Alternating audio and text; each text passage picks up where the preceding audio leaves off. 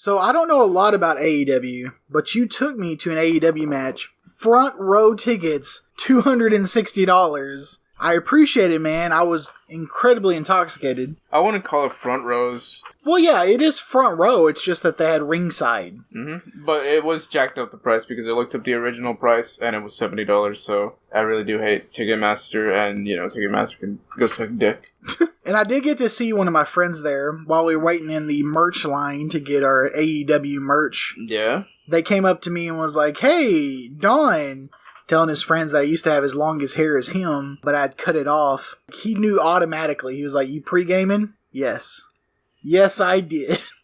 Yeah, he pre-gamed all over the back of my car. You puked all over my car, outside my car. Before I even got here to pick you up to go wrestling, you were already passed out. I had to literally jump out the window, literally breaking and entering, just to let you know that, hey, we need to get out of here. We're running late. I should have got a barf bag ready for you. Let me tell you about this. So I was pre-gaming, right? I was drinking pina coladas and also Deep Eddy's grapefruit juice vodka with grapefruit juice. And I was doing pretty well. I started pre-gaming a few hours early from you picking me up. And apparently I got so drunk that I passed out on the couch and you had to come in and get me. Because I was going to make a drink to go in a container and everything. Yeah.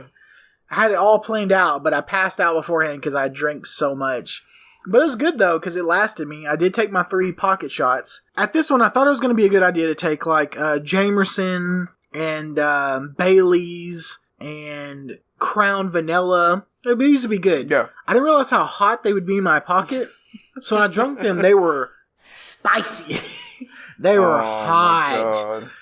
So Bailey's, I got through okay, right? The Crown Vanilla, I got through okay. The Jamerson, I drunk it and I immediately threw up in the chair next to me. Luckily, there was I'm very proud of myself. There was 3 chairs beside me that were completely empty. Then next to those chairs was a big muscular older guy that I took a picture with shirtless, and his daughter. And so I just slightly leaned over, covered my mouth, and tried to puke as little as possible. So I'd puke in my mouth, hold it in my mouth, and just barely let it out. I'd be like, puke, like a little stream. Bro, that reminds me of the time I puked at fucking one of my games at band, was in high school in band. You're not in this podcast, you queer. I don't give a fuck. I'm here anyways. Too bad. No, you're the spirit. I'm but the technically, audience. No, not even. We do have a live studio audience. That is a thing on the podcast. That's gay. Why are you so obsessed with rubbing my poop emoji mermaid pillow? I don't know. I honestly don't You're so know. traumatized from this AEW match. I mean, there's so much more to go off, and we're going in step by step. I invited one of my cousins, and you just kept harassing him. Yeah, because he deserved to be harassed. He was fat Mexican. He was 15 years old. Oh, I didn't know that. You should have stopped me from tickling his side like a pedophile. How old do you think he was? Like, I don't know, like 17, 18? No. Did you look at his... Did you see his baby face? I was going to get him alcohol. Oh, my God. No. I didn't know that. Well, oh, yeah, now I feel kind of bad. Yeah. Did he say anything afterwards about me? I haven't talked to him in a good while. I don't think he's going to talk to you no more. No, he's just busy. It's summer. He's working.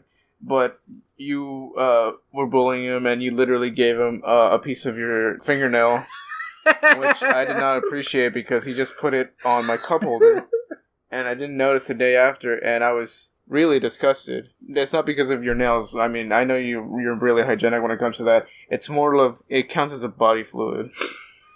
It counts as a loose body part. It's like if you leave like a long decay skin in my cup holder. Okay, so back to the matches. Yeah. So I got really upset that Kenny Omega won his scrimmage. We gotta start at the beginning because we were lucky that you got hyped up because the first match was Chris Jericho. Because I'm sure if it was another person leading the first show, you would have been less hyped. But I think Chris Jericho really did hype you up. Yeah, I love Chris Jericho. And who doesn't love Chris Jericho?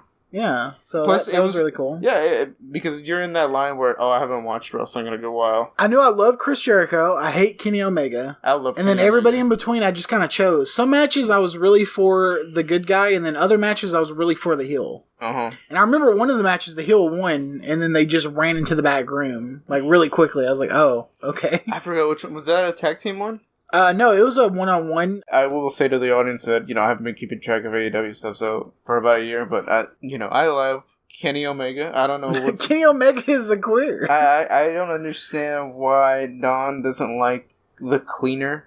You know, when he comes into the ring sweeping, I don't know. One of my other friends was also there named Michael. Yeah. Didn't even know he was there until he posted on Snapchat. But he talked about the match where they put the 2 chairs back to back and then threw his back onto it.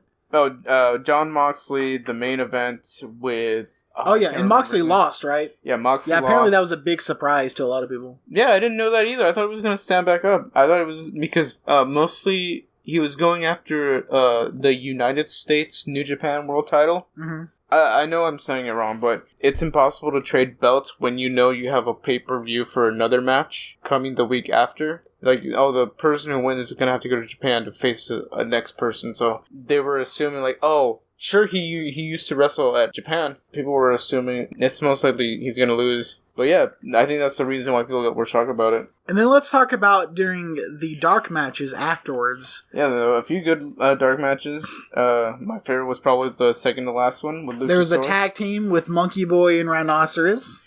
Luchasaurus. And Jungle Boy. Do you want to tell me what happened when Luchasaurus did his dark match? Well, Luchadorus is a little punk that deserved to lose. F him. He won his match. Yeah, he should have lost. No, he didn't. He didn't deserve it. He should have lost. Mm-mm. He's a hoe. Nobody cares about him. His mother abandoned him as a child. You're saying that because he's not here. No, I said it to his face at the match. Okay, well, let's get to that. So I scooted all the way over. I stepped over my own throw up to get over to the big muscle old guy and his daughter. He was leaving at the exit where and we were really close to that where the wrestler turns around to the exit. Yeah. And I flipped him off and said, F him, you little B word.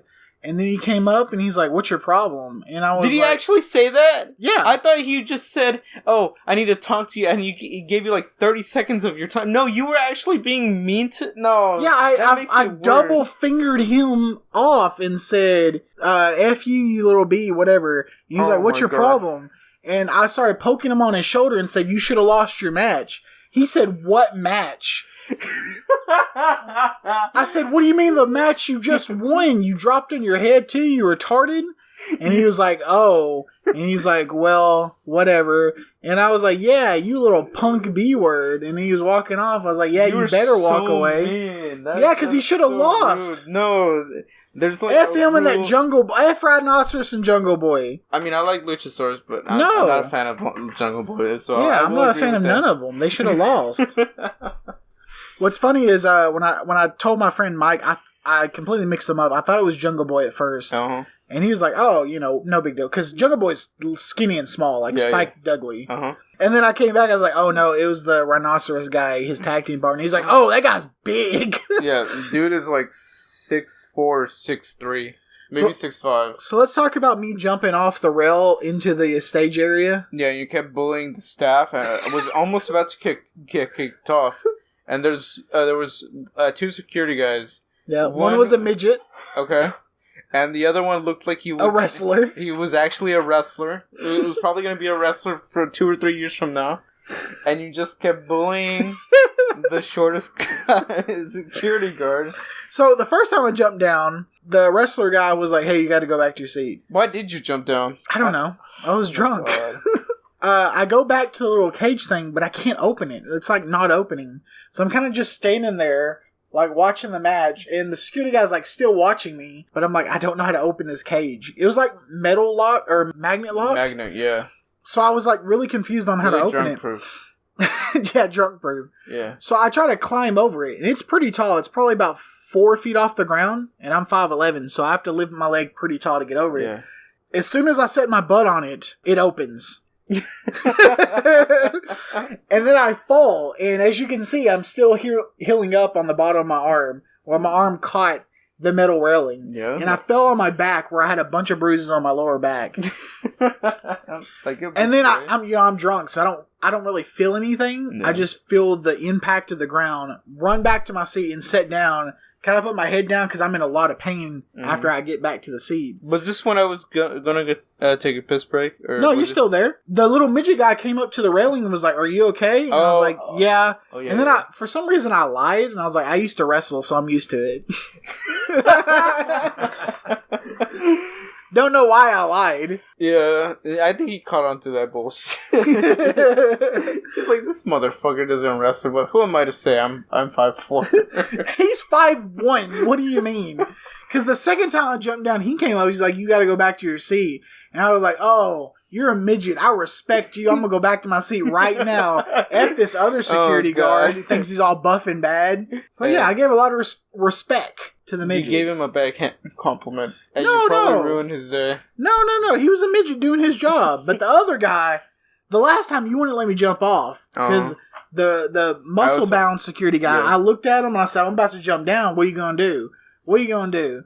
When I went to jump down and Efren held me back, I was like, "Nah, let me get down there. Let me talk to him." No. To be fair, I did jump down like 3 times. But still. That'd have been my 4th time. But still, I'm surprised I didn't get kicked out. I know, but you were taunting him. Like, you were messing with the bull. Oh, and you got really upset because you got me a hot dog. Yes. So, Efren made such a big deal about that there was a huge line. Yes. So I knew when the line was going to be short. When is the line short? During the women's match. No, it wasn't. Because it was the first women's match that was on the show, it was still filled up. Well, I guess I went during the second then? No, you went to the dark match. When it was dark women's match. That's when it calmed down a bit. So I went to the dark women's match, got an alcoholic beverage, which I shouldn't have been drinking because I was still effed up. Right before they closed, I got a rum and coke, and then I went and got hot dogs, and then we had 2 left. So I said, effing Efren's cousin. Mm-hmm. I'll just get me and him a hot dog. Got some mustard packets, some ketchup packets, went back to my seat. This Mexican pendejo right here turned to me and said, "Where's the mayonnaise?" Yeah, you're supposed Who puts mayonnaise on their hot dog? No, you're not. Coming from the guy that used to put pico de gallo on his hot dog. Yeah, I like no, that's disgusting. Oh, good. We haven't been getting our recommended daily allowance of iron. No, please. I was just looking for the sports channel, Gary.